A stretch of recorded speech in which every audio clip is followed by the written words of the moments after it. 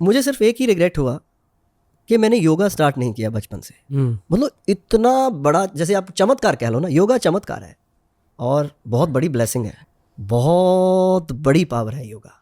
बिल्कुल योगा चमत्कार है, योगा मेरेकल है। जैसे अभी मौसम चमत्कार कर रहा है वैसा ही है। लेकिन 90% लोग दुनिया में योगा का सही मीनिंग नहीं समझते। उसी संशय को दूर करने के लिए, उसी डाउट को हटाने के लिए आज मैंने ये वीडियो बनाई है। आप है मेरे चैनल अनासक्ति योग में। नमस्कार, मेरा नाम है दीपेश जोशी। मैं पिछले 9 सालों से सैकड़ों लोगों को योगा सिखा चुका हूँ और अभी भी सिखा रहा हूँ। चलिए शुरू करते हैं। जब हम बोलते हैं योगा, तो ये शब्द अपने आप में पूरा सही नहीं है। ठीक है, इसका अर्थ तो वही रहेगा, अगर आप सही प्रोनाउंसिएशन करेंगे तो भी वही रहेगा, लेकिन असल में योगा नहीं है। जिस भी वर्ड का वेस्टर्नाइजेशन होता है उस वर्ड में ए लगा देते हैं। अंग्रेजों की एक बुरी आदत है, जैसे कि राम बिकम्स रामा, कृष्ण बिकम्स कृष्णा, उपनिषद बिकम उपनिषदा, ऐसे ही योग बिकम योगा।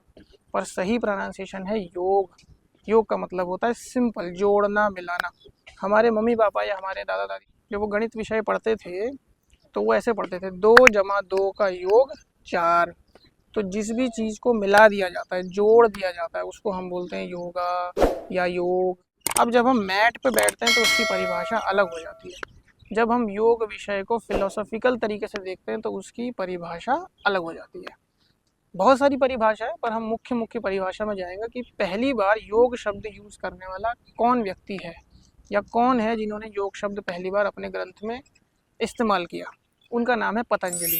हाँ, ये वर्ड आपने बहुत जगह सुन रखा होगा। पतंजलि एक बाबा रामदेव का ब्रांड है, बट पतंजलि, सेज पतंजलि, ऋषि पतंजलि योगा को बनाने वाले, योगा का पहली बार ग्रंथ लिखने वाले ऋषि थे।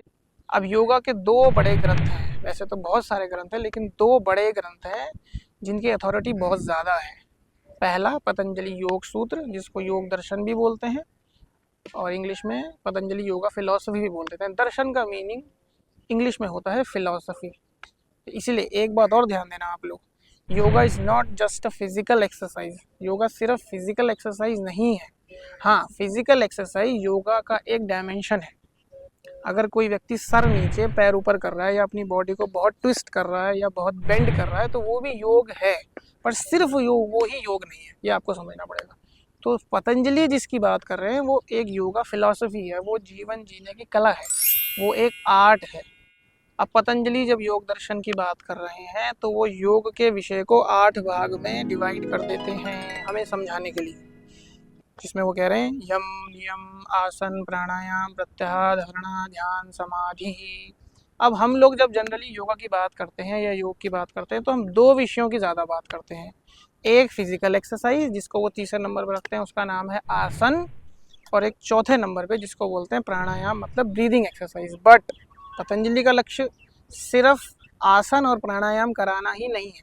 आसन और प्राणायाम को करने का भी एक ध्येय है, कहीं पहुंचना है माइंड से, जिसको वो पहले चैप्टर नंबर 2 में बोल रहे हैं योगस चित्त वृत्ति निरोधः। चित्त की वृत्तियों का निरोध ही योग है। तो उनका अल्टीमेट गोल है हमें एक ऐसी स्टेज में ले जाना जहाँ चित्त की वृत्तियाँ शून्य हो जाती हैं, जहाँ माइंड से थॉट्स खत्म हो जाते हैं, या इस अवस्था में आ जाता है माइंड के थॉट्स अब ज़रूरी नहीं रहते, निरोध हो जाता है, बंद हो जाता है, रुक जाता है या ख़त्म हो जाता है। आप किसी भी तरीके से समझ सकते हैं। मुझे तो समाधि प्राप्त नहीं हुई है, तो मैं तो सिर्फ आपको ग्रंथ पढ़ के बता रहा हूँ। समाधि प्राप्त पुरुष तो करोड़ों में कोई एक होगा। हम तो अभी योग का बस छोटा सा विषय समझ रहे हैं कि क्या, कि पतंजलि कहना क्या चाह रहे हैं हमें, पतंजलि का लक्ष्य क्या है। अब जब हम बात करते हैं तो हम ज़्यादातर आसन और प्राणायाम की बात करते हैं। आसन मतलब फिजिकल एक्सरसाइज, पॉस्चर्स, प्राणायाम मतलब ब्रीदिंग एक्सरसाइज। लेकिन पतंजलि सिर्फ आसन और प्राणायाम की बात तो नहीं कर रहे, वो तो कह रहे हैं यम नियम आसन प्राणायाम प्रत्याहार धारणा ध्यान समाधि, समाधि तक की बात हो रही है। लेकिन समाधि की अवस्था तक पहुंचने के लिए पहले यम नियम का पालन करना पड़ेगा, फिर आसन करने पड़ेंगे, बॉडी को कंट्रोल करना पड़ेगा, उसके बाद प्राणायाम करना पड़ेगा, ब्रीथ को कंट्रोल करने पड़ेगा, उसके बाद प्रत्याहार करना पड़ेगा, सेंसेस को कंट्रोल करना पड़ेगा, उसके बाद प्रत्याहार करना पड़ेगा, सेंसेस को कंट्रोल करना पड़ेगा, उसके बाद हम करेंगे धारणा, जिसका हमें ध्यान करना है, फिर ध्यान, एंड देन लास्ट में हमको अचीव होगा समाधि। पतंजलि का गोल सिर्फ हमें फिजिकली फिट और मेंटली फिट बनाना नहीं है।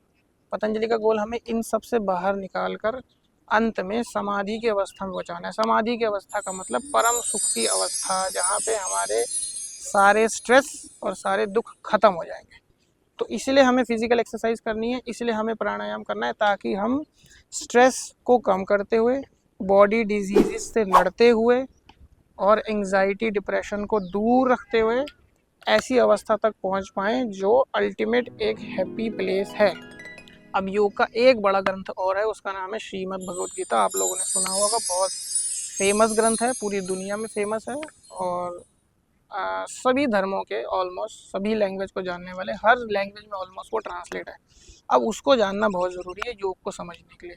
उसके द्वितीय अध्याय में चैप्टर नंबर 2 में वर्स नंबर 48 और 50 में श्लोक संख्या 48 और 50 में भगवान श्री कृष्ण योग की परिभाषा दे रहे हैं। सुनिए, श्लोक नंबर 48 में वो कह रहे हैं, योगस्थः कुरु कर्माणि संगम तक्ता धनंजया सिद्ध्या सिद्ध्यो समो भूत्वा समत्वम योगम उच्यते।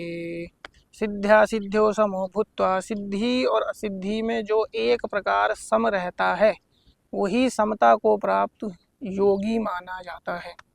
सिद्धि और असिद्धि में जो व्यक्ति एकदम सम रहता है, सिद्धि मतलब किसी चीज़ को अचीव कर लेना। अब हम जब किसी चीज़ को अचीव करेंगे तो मोटिवेशन आएगा, जब किसी चीज़ को अचीव नहीं कर पाएंगे तो डीमोटिवेशन आएगा। इन दोनों के बीच में जो व्यक्ति बैलेंस बना सकता है उसी का नाम योगी है। आखिरी में वो क्या कह रहे हैं, सिद्ध्या सिद्ध्यो समो भूत्वा समत्वम योगम उच्यते। समत्वम योगम उच्यते, जो सम रह सकता है, जो हर सिचुएशन में अपने को बैलेंस रख सकता है, वो योगी है। अब ज़रूरी नहीं है यहाँ पे कि जो सर नीचे पैर ऊपर कर रहा है वही योगी है, वो भी योग का एक भाग है जिस पर वो व्यक्ति काम कर रहा है। लेकिन अंतिम योग क्या है, अगर मुझे कोई व्यक्ति क्रोध दिलाने की कोशिश कर रहा है और मैं ये जान पा रहा हूँ कि मुझे क्रोध नहीं करना, या मैं सिचुएशन को समझ के जितना ज़रूरी है उतना ही क्रोध कर रहा हूँ, या मुझे लगे कि ये ज़रूरी है ही नहीं अभी, तो फिर मैं समता को प्राप्त हो रहा हूँ। तो योग का अल्टीमेट गोल, जो उसका परम लक्ष्य है, वो समता को प्राप्त होना है। वो सिर्फ हाँ फिजिकल एक्सरसाइज, प्राणायाम, प्रत्याहार, अस्तेय, ब्रह्मचर्य, अपरिग्रह, ये सब उस अल्टीमेट गोल को अचीव करने की सीढ़ियाँ हैं। अब भगवान श्री कृष्ण श्लोक नंबर 50 में क्या कह रहे हैं, सुनिए, बुद्धि युक्तो जहाति उभय सुकृत दुष्कृते तस्मात् योगाय युज्यस्व योगः कर्मसु कौशलम। ध्यान दीजिए, योगः कर्मसु कौशलम।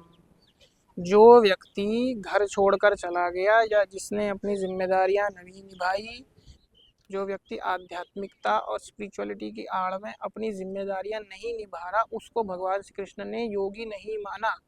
भगवान श्री कृष्ण ने योगी किसको माना है, योगः कर्मसु कौशलम। जो अपने कार्यों को कुशलता से परफेक्शन के साथ करता है वो योगी है।